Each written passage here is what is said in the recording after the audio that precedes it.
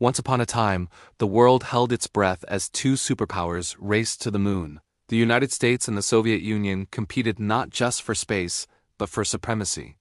Today, more than half a century later, a new race has begun. But this time, the challenger isn't the Soviet Union, it's China. And the finish line? It might not be the moon, but Mars, the asteroid belt, or even deep space itself. This is the new space race, USA versus China. For decades after Apollo 11, the US dominated outer space. NASA became a symbol of human achievement, a beacon of innovation and ambition, but while the US was cutting budgets and grounding shuttles, a silent revolution was taking shape across the Pacific. In 2003, China sent its first astronaut, Yang Liwei, into orbit. Few outside China paid attention. But that mission, Shenzhou 5, was the spark. 2 decades later, China has built its own space station, sent robotic explorers to the moon and Mars, and is developing a lunar base project that could rival NASA's Artemis program. China's message is clear. They're not catching up anymore. They're competing. Both nations have their eyes on the same goals, but with very different philosophies. For the United States, space has become a playground of private innovation. Companies like SpaceX, Blue Origin, and Sierra Space are redefining what's possible: reusable rockets, mega-constellations of satellites, and visions of multi-planetary life. Meanwhile, China's space ambitions are led by the state, the China National Space Administration, CNSA. Their focus? Discipline, long-term planning, and national prestige. China's Chang'e space station is fully operational. Its next target? A lunar research base, co-developed with Russia. And when China sets a goal, it tends to deliver, systematically, efficiently, and often ahead of schedule. The moon is once again the arena of competition. NASA's Artemis program plans to return humans to the lunar surface by the end of the decade and establish a permanent presence near the moon's south pole. Why there? Because of water ice, the key to survival and rocket fuel production. China's response: the International Lunar Research Station, ILRS, a joint base with Russia that aims to do exactly the same thing: mine lunar ice, test sustainable habitats, and create a gateway for future Mars missions. So we have two rival camps, two separate lunar economies forming. If the Cold War space race was about who gets there first, this new one is about who stays there longest. But space is not just about science, it's about power. In 2007, China shocked the world by blowing up one of its own satellites, testing an anti-satellite missile. It was a message: we can take out your eyes in the sky.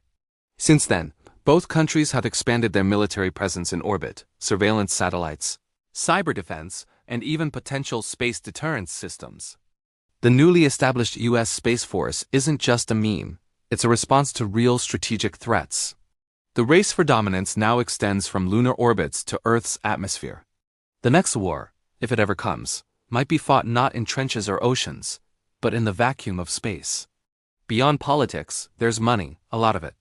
Analysts predict that the global space economy could exceed $1 trillion by 2040. Satellites, asteroid mining, tourism, and even space-based solar power could become the next industrial revolution.